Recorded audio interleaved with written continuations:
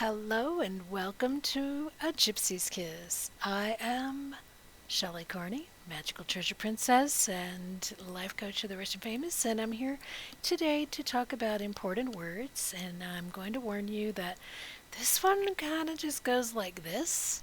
So stay with me, see if it sparks any ideas for you, and let me know in the comments. But first, this.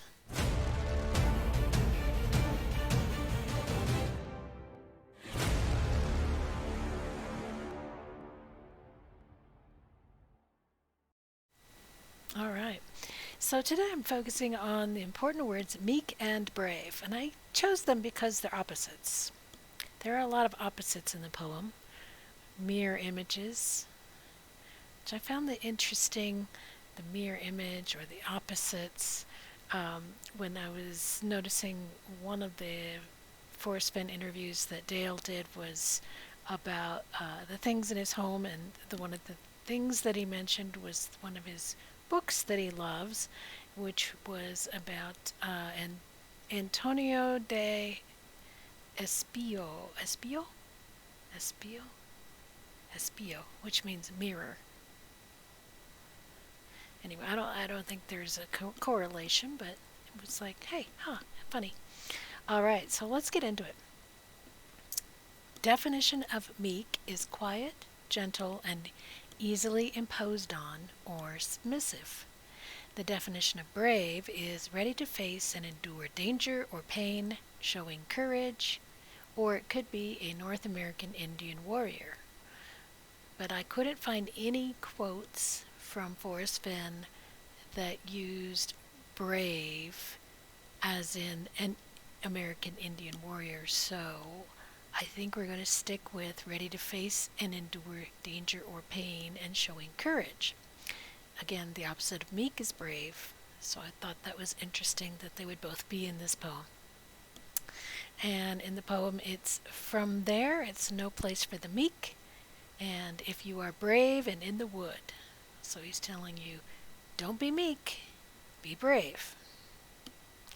From The Thrill of the Chase, page 24. Don't make the alligator mad until you've crossed the river. All of the bravery was in my talk, and I knew that sooner or later I was going to get mine. Thought this was interesting that brave was right there with the don't make the alligator mad until you've crossed the river comment. Maybe pointing you to crossing a river, being brave. Being brave means crossing a river, possibly. All right, page 78. The F-100 Misty forward air controllers flying out of Phuket, South Vietnam, were just as brave, and the Hanoi Hilton was full of them. Of course, brave in this case being pilots in Vietnam during the Vietnam War, being very brave, obviously. Page 95. Is it fair that no one recalls where those brave French soldiers fell and are now interred in that remote jungle clearing, hidden from life for a million sunsets? So, interred is interesting that it's used here as well. He calls, he's kind of referring to it as a graveyard, but it's not exactly a graveyard. It's not like a recognized graveyard. It's just something that they happened upon, where these soldiers were, where they died, and then they had these markers put up, and they were forgotten about. And he says, is that fair? That they're hidden away like that? And that could refer to, is it fair that the treasure is hidden away? Is it the same, right? Are the French soldiers interred in the remote jungle clearing? Is the treasure interred in hidden from life for a million sunsets? Page 145. At age 83, he took his own life in order to defeat a cancer that had chewed on his pancreas for too long. He was not going to let it beat him. I admired him for making such a sensible and brave decision. So here Forrest Fenn is speaking about his father Marvin, having made the decision, taken responsibility for ending his life, rather than being in hospice and dying there and having his family dragged through that. He didn't want that for anyone. He just wanted it to be done. He's like, I know it's ending, and I'm going to decide when. So Forrest found that to be a sensible and brave decision, that he would do that and say in order to save everybody else having to go through that pain. Too Far to Walk, page 101. Tall trees were growing close to the canyon walls. I figured with a 4-foot jump it might be possible to grab a hold of the top of a pine tree and climb down. As I thought about it, my bravery began to lose traction. Again, this is the same definition of bravery that we're seeing throughout, which means courage. I'm losing my courage.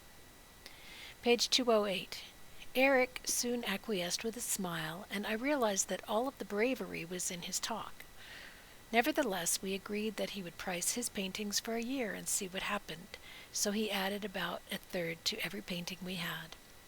Here he's talking about $17 a square inch, conversation he had with Eric Sloan, and that Eric agreed, and the bravery that he showed about doing what he wanted to do, and no matter what Forrest said, was all talk. October 15th, 2014, Mysterious Writings. I never thought of myself as being brave, but becoming fed up can sometimes make me fearless. When I was about 14, a bully named Bo often harassed me and sometimes threw me to the ground. I really hated him, but never fought back. He had 20 pounds on me and could run faster. One day I saw Bo coming when I was walking home from school. He said a cuss word about my mother and started kicking. I had it with that guy and decided not to take it anymore. So I hit him on the jaw so hard he must have heard birds singing. I just stood there thinking he was going to kill me when he got up. When he did, I shook my fist in his face and yelled, "Your mother wears overalls." He started crying and ran home. That night his father called my father to tell what a bully I was. We both laughed. Maybe that day I took my first big step toward being braver. So here, Forrest Fenn gives us the complete context of what it means to him to be brave, standing up to a bully. Whether you think you can win or not, you step up, right? And he did that in life. Whether he thought he could win or not, he stepped up and gave it his best. That's his definition of bravery, being brave. If you are brave and in the woods, that means you stepped up, whether you thought you could do it or not. July 12, 2015, A Hidden Treasure in the American West, CBS Sunday Morning. This is a YouTube video. So hear me all and listen good. Your effort will be worth the cold. If you've been brave and in the wood, I give you title to the gold. Forrest Fenn was reading the poem from the book, but he wasn't wearing glasses, so he was probably just stating it from memory. And he said, if you've been brave, so which tells me it's probably 99% not likely that it's got anything to do with American Indian braves. If you've been brave, wouldn't refer to an Indian brave. If you are a brave, then it might. But when he said, when you've been brave, if you've done this, if you've stepped up, then that's when it was like, okay, that's finally it for me. There's no question at that point. So let's get into a little bit of another whoop up and downhill here. Is it fair that no one recalls where those brave French soldiers fell? Forrest Fenn, he told us that My War for Me was, in more ways than one, he told us that's the most important chapter in the book that he wanted everybody to read and to pay attention to. And I think it has to do with those fallen soldiers, not just the French soldiers, but all fallen soldiers. He wants all of that bravery to be remembered because he doesn't want it to have been for nothing. April 1, 2016. You just, and this is, I'm sorry, I forgot to put the link in there. This is from Mysterious Writings Questions. And here's his answer. You just widened one of my largest fault lines. In my haste to get back to the helicopter and leave that place, my effort was expended trying to remember the inscription, and I repeated it over and over. In that process, the soldier's name was not retained. All I remember is that his last name had an X in it. Is it strange that I would remember that? But there are no regrets because now he is my personal unknown soldier, whose lack of identity stands as a metaphor for all men and women who fell in that ugly war and have now faded from our memory. Has an X in his last name. I found that interesting that he would bring that up. September 16th, 2013, from the National Post. On paper, at least, Fenn seems concerned about the fact that most of us will be, quote, nothing but leftovers of history or an asterisk in a book that was never written, unquote. And so I ask whether this is the real reason for the memoir and the hidden treasure, that as he approaches his 84th year, he wants to ensure his legacy, make certain that history will remember him. I just wanted to point out the difference between legacy and history. Legacy is projecting yourself into the future, and history is looking at the past. And Forrest Fenn would be currently in the center of that. He's not in the past and he's not in the future. He's in the center, as are we all. But he insists that that this isn't something he thinks about. Quote, to do something while you're alive so you'll be remembered after you're dead is foolhardy. It's like the speeches that are made at funerals about what a wonderful person that guy was. To say something nice about a dead man is a study in futility, unquote. Fenn says it's more about history than legacy. He tells me a story about how when he was small, his parents would make their own soap because they didn't have the money to buy it. They'd kill a hog, boil the fat, pour in lye, cool it, and set it. And I think it's sad that my children and my grandkids don't know about those kinds of things. That was another quote from Forrest. When somebody finds his treasure and reads his memoir, a tiny copy of it, together with a magnifying glass, is included in the treasure chest. He says they'll be amazed at what things were like back then. April 27, 2013, report from Santa Fe with Lorene Mills. Quote, 2 people can keep a secret if one of them is dead. The fact is, there are no secrets. There are just some stories that haven't been told yet. This is again like bringing the past into the future. The stories haven't been told yet. Another quote from that same video. I tripped over a grave marker, and I turned it over, and it was an inscription on a French soldier's name, and then in English it said, if you should ever think of me when I have passed this veil and wish to please my ghost, forgive a sinner and smile at a homely girl. I came home 2 days later, and I didn't think much about it because the homecoming and being missing in action and those things took some of my time, but the secret of that thing crept back into my mind. It changed my life over a period, over the next couple of years. So tripping over a grave marker of the unknown French soldiers changed his life. And I think that is the point that he wants to make in My War for Me. And let's see, February 4th, 2015, from Mysterious Writings. It might be better for me to move farther away from the story, Jenny, but I have never been a successful bystander. What searchers say and think is interesting to me. No one is giving the treasure away. Whoever finds it will have paid their dues and earned the prize. When that happens is incidental, and it is of no consequence that I be remembered. But it is important that the mystery and intrigue of the story continues to excite families and motivate them to get out into the mountains. That has always been my goal. So it's no consequence that he's remembered. He's not worried about the legacy. He's not worried about him being remembered. I think he wants to point to some other people being remembered.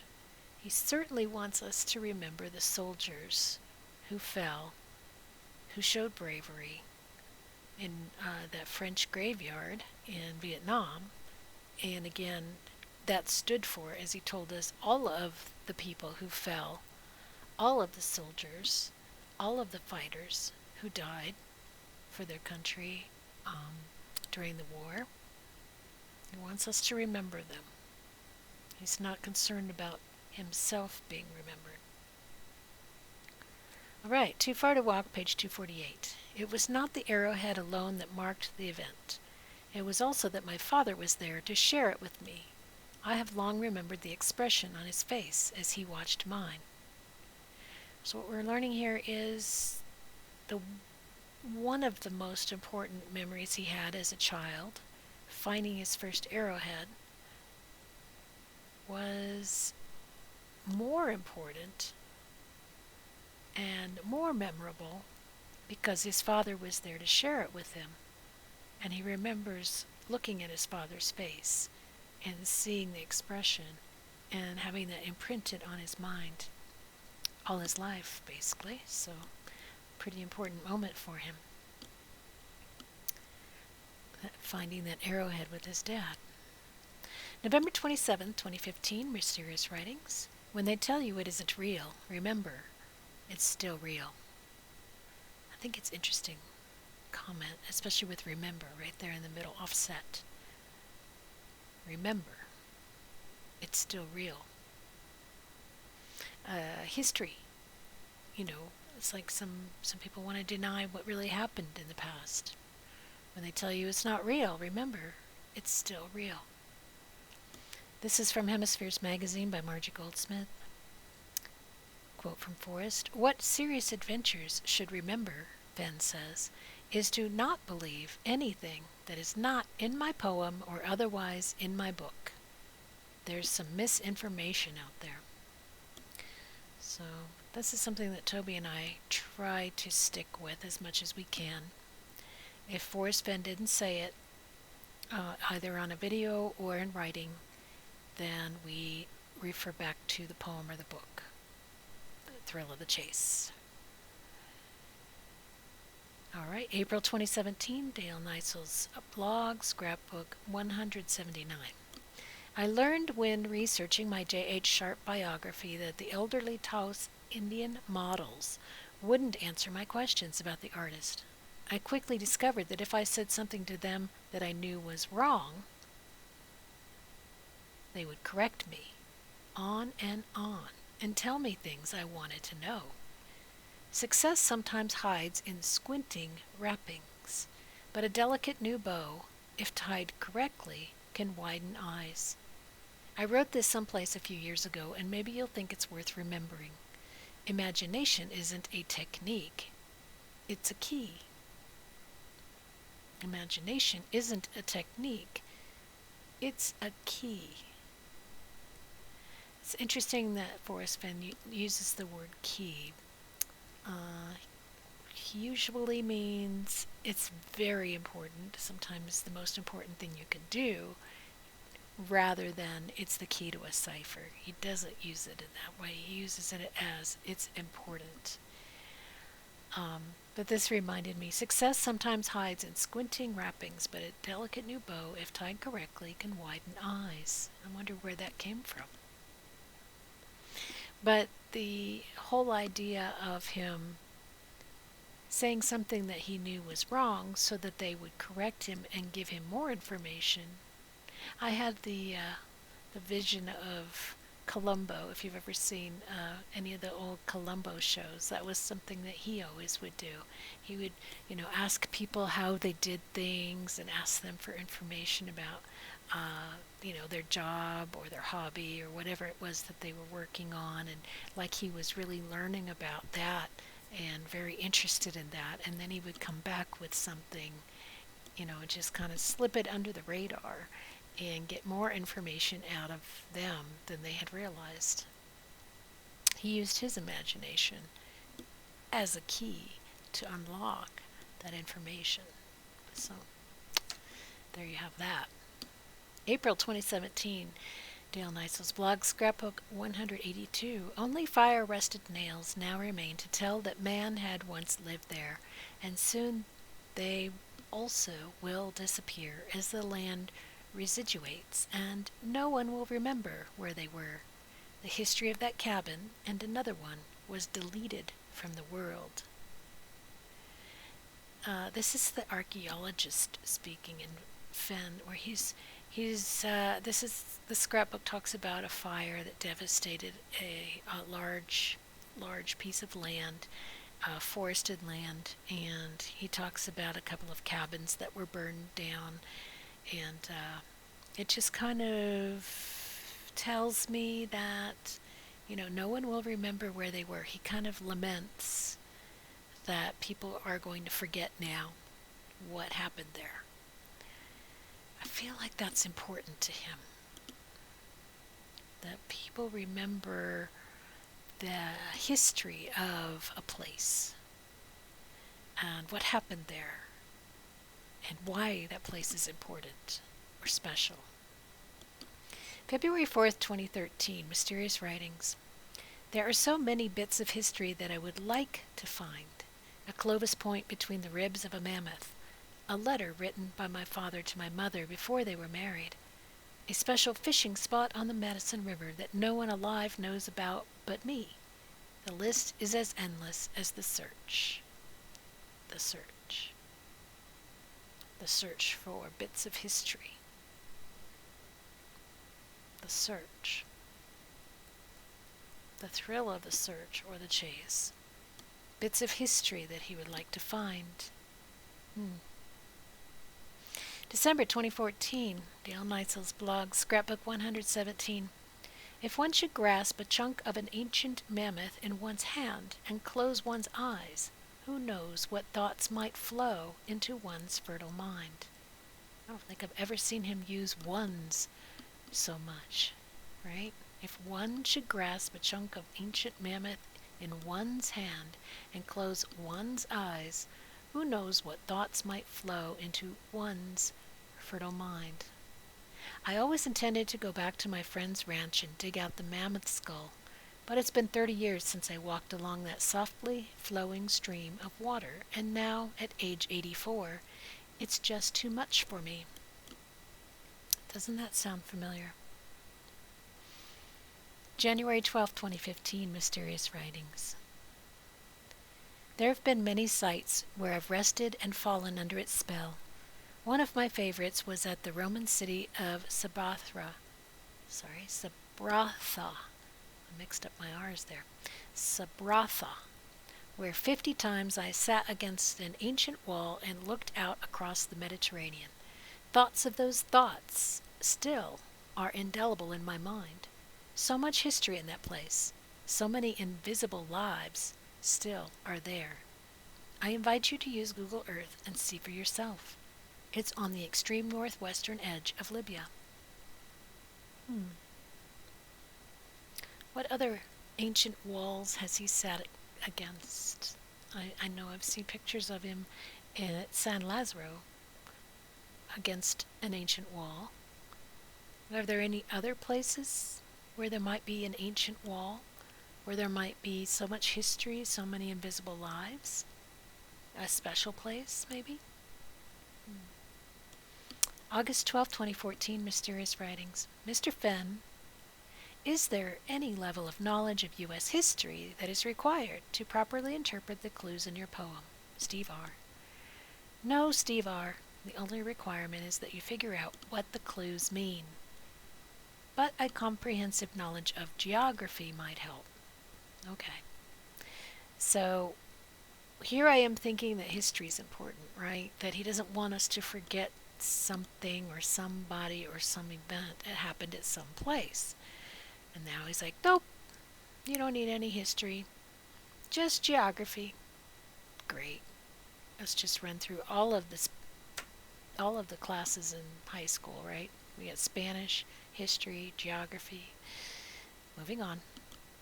February 2017, question. Oh, and this is out of Scrapbook 166. Question, can hunters really get to the treasure location with just a good map, the poem, and a decent knowledge of words? Answer, if you change the last word to geography, my answer would be yes. So, you need a good map, the poem, and a decent knowledge of geography. So we're moving into geography. April 5th, 2017, Mysterious Writings. If you knew the geographic location of each clue, it would be a map to the treasure. Well, yeah. What does that tell us? Each clue is a geographic location. Each clue represents a geographic location that you could find on a map to the treasure. Okay. June 25th, 2014, Mysterious Writings. The clues did not exist when I was a kid, but most of the places the clues refer to did. Most of them. Most of the places? How was a place created afterwards? Unless it was man-made. Or some strange act of nature that occurred and made some weird thing, some weird geological thing in that area happen.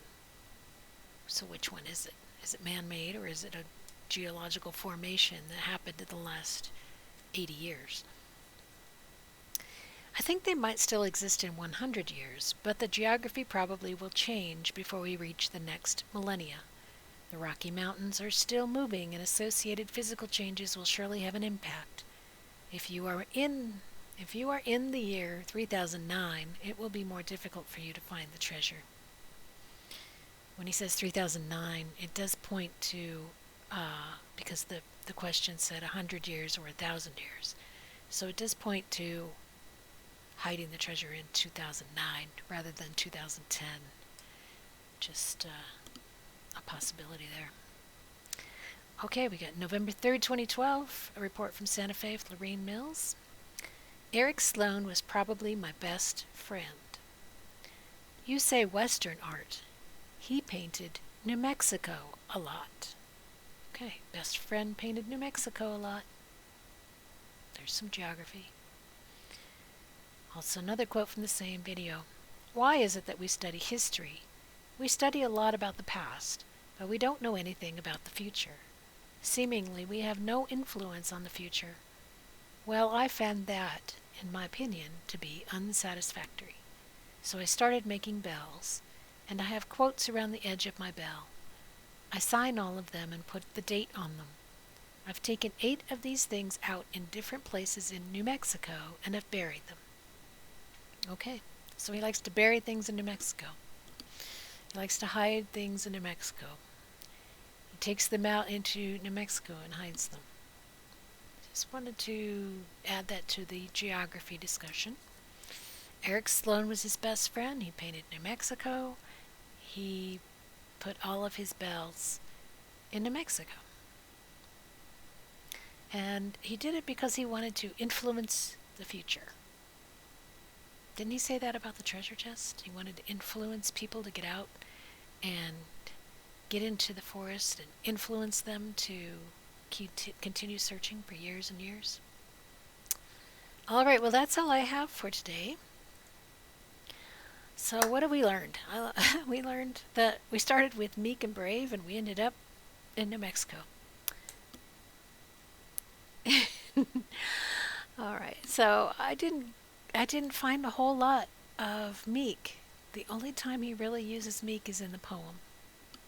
He uses brave a lot, always to mean courage or, being outgoing and stepping up and doing that thing, whether you are confident about it or not, being brave, having courage.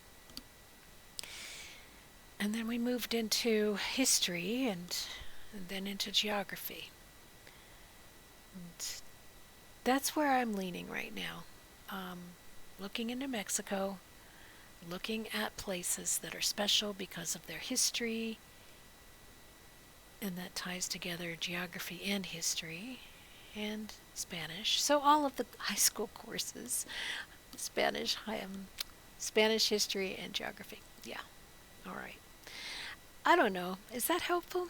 I hope it sparked some ideas in you. Let me know in the comments what you thought, and if you found anything in these quotes that you can add into building your search theory. All right? Thanks for watching, and I'll see you next time on Important Words.